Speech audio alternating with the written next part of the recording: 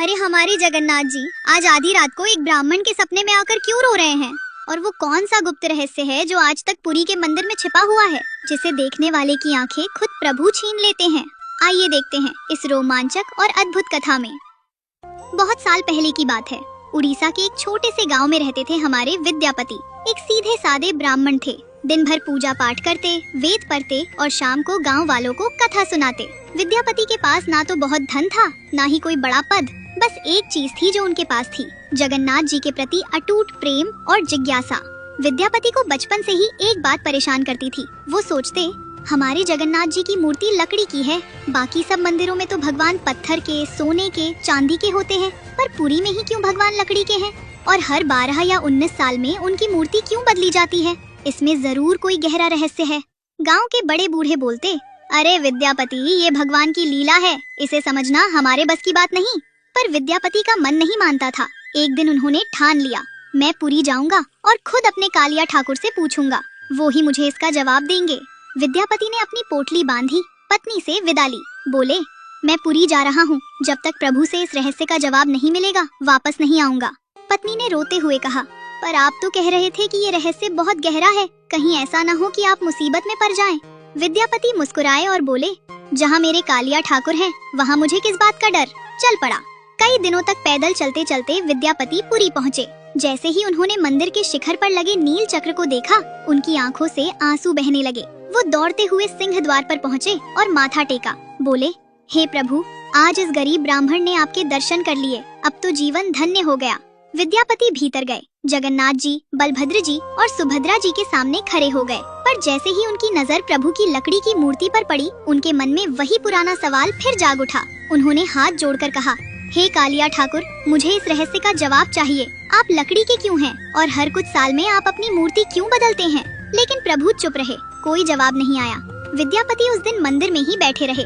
दूसरा दिन, तीसरा दिन, चौथा दिन, वो खाना पीना भूल गए। बस प्रभु के सामने बैठे रहते और उनसे एक ही बात पूछते, प्रभु जवाब दीजिए, जवाब दीजिए। 7वें दिन की रात की बात है। विद्यापति मंदिर के बाहर एक पेड़ के नीचे सो रहे थे। उनका शरीर कमजोर हो गया था, आंखें धंस गई थी। तभी आधी रात को उन्हें एक अद्भुत सपना आया। सपने में विद्यापति ने देखा, जगन्नाथ जी खुद उनके सामने खड़े हैं, पर आज उनका चेहरा बहुत उदास है। उनकी बड़ी बड़ी आंखों से आंसू बह रहे हैं। विद्यापति घबरा गए। बोले, प्रभु आप क्यों रो रहे हैं? क्या मेरी किसी गलती से आप दुखी हैं? जगन्नाथ जी ने धीरे से कहा, नहीं विद्यापति, तेरी कोई गलती नहीं है, पर तूने जो सवाल पूछा है उसका जवाब बहुत गहरा है। सुनने की हिम्मत है तेरी? विद्यापति बोले, हाँ प्रभु, सुनने की हिम्मत है। जगन्नाथ जी बोले, विद्यापति, मैं लकड़ी का नहीं हूँ। मेरे इस लकड़ी के शरीर के भीतर एक चीज छिपी है जिसे ब्रह्म पदार्थ कहते हैं। यही मेरा असली रूप है, यही मेरी आत्मा है, और ये ब्रह्म पदार्थ अनादि और अनंत है। जब मेरा लकड़ी का शरीर पुराना हो जाता है तो उसे बदलना पड़ता है, पर मेरा ब्रह्म पदार्थ कभी नहीं बदलता। वो वैसा ही रहता है जैसा कृष्ण अवतार के समय था। विद्यापति की आंखें फटी की फटी रह गईं। वो बोले, प्रभु ये तो बहुत बड़ा रहस्य है, पर ये ब्रह्म पदार्थ आया कहाँ से? जगन्नाथ जी ने गहरी सांस ली और कहा, विद्यापति सुन, जब द्वापर युग में कृष्ण अवतार समाप्त हुआ तो एक शिकारी ने गलती से मेरे पैर में तीर मार दिया। मेरा शरीर छोड़ने का समय आ गया। मेरे शरीर का अंतिम संस्कार किया गया, पर मेरा हृदय वो नहीं जला, वो वैसा ही रहा, क्योंकि वो साधारण हृदय नहीं था, वो ब्रह्म पदार्थ था। वो हृदय समुद्र में बहते बहते पुरी के तट पर आया और तभी से वो इस लकड़ी के शरीर के भीतर छिपा हुआ है। यही मेरा असली रूप है।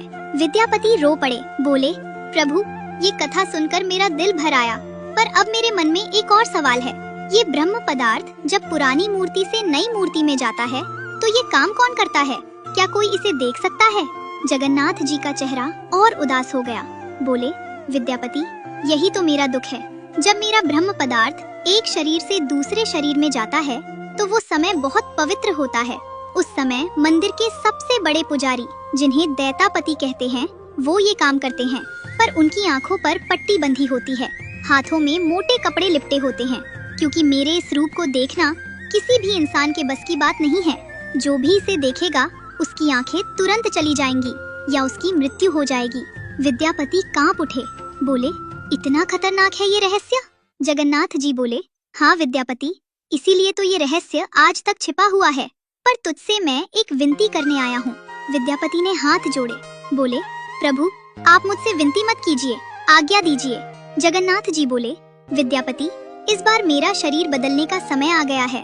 मेरी ये लकड़ी पुरानी हो गई है, पर इस बार एक समस्या है। नई मूर्ति के लिए जो विशेष नीम का पेड़ चाहिए, जिसे दारू ब्रह्म कहते हैं, वो पेड़ कहीं खो गया है। पुजारी कई जगह ढूंढ रहे हैं, पर मिल नहीं रहा। अगर वो पेड़ नहीं मिला तो मेरा ये शरीर और कमजोर हो जाएगा और मेरा ब्रह्म पदार्थ बिना आश्रय के रह जाएगा। विद्यापति ने पूछा, प्रभु, मैं क्या कर सकता हूँ? जगन्नाथ जी बोले, विद्यापति, तू उस पेड़ को ढूंढ सकता है, क्योंकि तेरा दिल एकदम पवित्र है। मैं तुझे संकेत दूंगा, बस तू इन संकेतों को समझना। विद्यापति बोले, आज्ञा कीजिए प्रभु। जगन्नाथ जी ने कहा, सुन, वो पेड़ जंगल में एक ऐसी जगह खड़ा होगा जहाँ चारों दिशाओं में विशेष चिन्ह होंगे। पेड़ के नीचे एक शिवलिंग होगा। पेड़ पर कोई घोंसला नहीं होगा। उसके तने पर शंख, चक्र, गदा और पद्म के निशान होंगे। और सबसे खास बात, उस पेड़ के पास एक सांप बिल बनाकर रहता होगा, जो उस पेड़ की रक्षा करता होगा। जब तू ऐसा पेड़ देखे, समझ जाना कि वही मेरा दारू ब्रह्म है। विद्यापति की नींद खुल गई। उनका पूरा शरीर पसीने से भीगा हुआ था, पर मन में एक अजीब सी शक्ति थी। उन्होंने तुरंत उठकर मंदिर के मुख्य दैतापति को खोजा और सारी बात बताई। दैतापति ये सुनकर दंग रह गए। बोले, विद्यापति, ये तो बहुत बड़ी कृपा है, पर क्या तुम इस खोज में हमारे साथ चलोगे? क्योंकि प्रभु ने तुम्हें संकेत दिए हैं, तो शायद वो पेड़ तुम्हें ही दिखेगा। विद्यापति तैयार हो गए।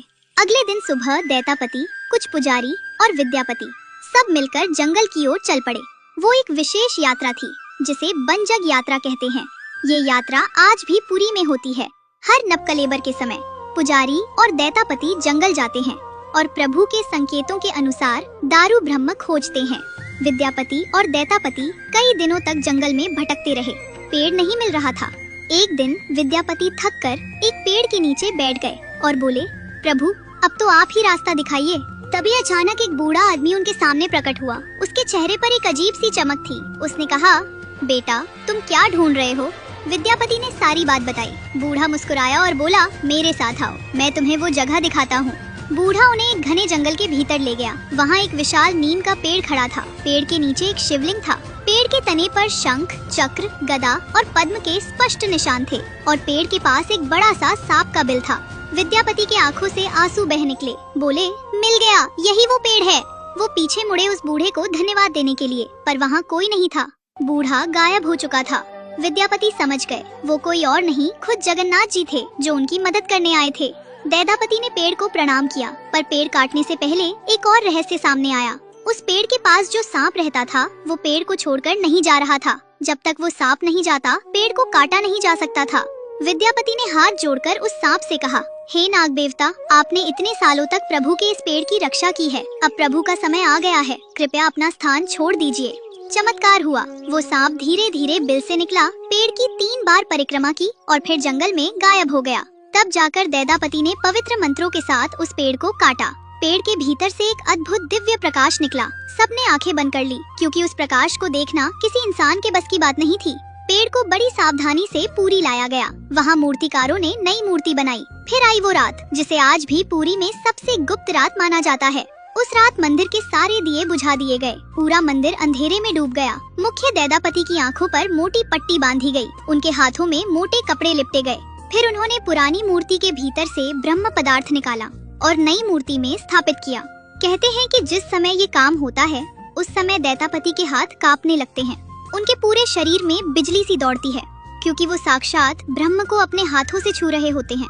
और आश्चर्य की बात ये है कि जिस दैतापति ने एक बार ये काम किया है, उसकी उम्र बहुत जल्दी कम हो जाती है, क्योंकि उस ब्रह्म पदार्थ का तेज इतना ज्यादा होता है कि साधारण इंसान का शरीर उसे ज्यादा दिन नहीं झेल पाता।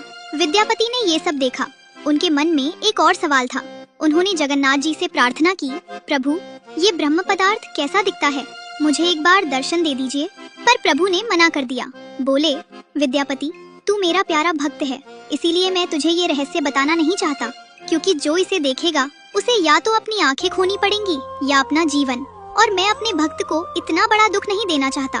बस इतना जान ले, वो एक ऐसी चीज है जो प्रेम से बनी है, भक्तों के आंसुओं से बनी है और भगवान के हृदय से बनी है। विद्यापति ने सिर झुका लिया। बोले, प्रभु, आप सही कहते हैं, मुझे अब कुछ नहीं देखना, बस आपके चरणों में जगह दे दीजिए, यही मेरे लिए काफी है। जगन्नाथ जी मुस्कुराए, बोले, विद्यापति तू धन्य है, तूने इस रहस्य को जानकर भी अपनी जिज्ञासा पर काबू रखा, इसीलिए मैं तुझे वरदान देता हूँ। आज से हर नवकलेबर में तेरा नाम लिया जाएगा और जो भी भक्त इस कथा को सुनेगा उसे मेरी विशेष कृपा मिलेगी। विद्यापति पुरी में ही रह गए। वो रोज मंदिर जाते और प्रभु के दर्शन करते। उनके मन में अब कोई सवाल नहीं था, बस एक शांति थी, एक पूर्णता थी। तो देखा आपने भक्तजनों, कैसे हमारे जगन्नाथ जी ने एक साधारण ब्राह्मण को इतना बड़ा रहस्य बताया, क्योंकि विद्यापति के मन में ज्ञान की प्यास थी पर अहंकार नहीं था। और यही है नवकलेबर पर्व की असली कहानी। आज भी हर 12 या 19 साल में ये पर्व होता है। जंगल में दारू ब्रह्म खोजा जाता है, नई मूर्ति बनाई जाती है और फिर वो गुप्त रात आती है जब ब्रह्म पदार्थ पुरानी मूर्ति से नई मूर्ति में जाता है। ये एक ऐसा रहस्य है जो आज भी वैसा ही रहस्य है जैसा हजारों साल पहले था। विज्ञान इसे नहीं समझ सकता, तर्क इसे नहीं पकड़ सकता, क्योंकि ये बुद्धि की बात नहीं है, ये भाव की बात है। और हमारे जगन्नाथ जी ने खुद कहा है, मैं बुद्धि से नहीं भाव से मिलता हूँ। तो बोलिए, ऐसे रहस्यमय, ऐसे अद्भुत, ऐसे प्यारे भगवान और कहाँ मिलेंगे? अगर आपको ये कथा पसंद आई हो तो कमेंट में जय जगन्नाथ जरूर लिखिए।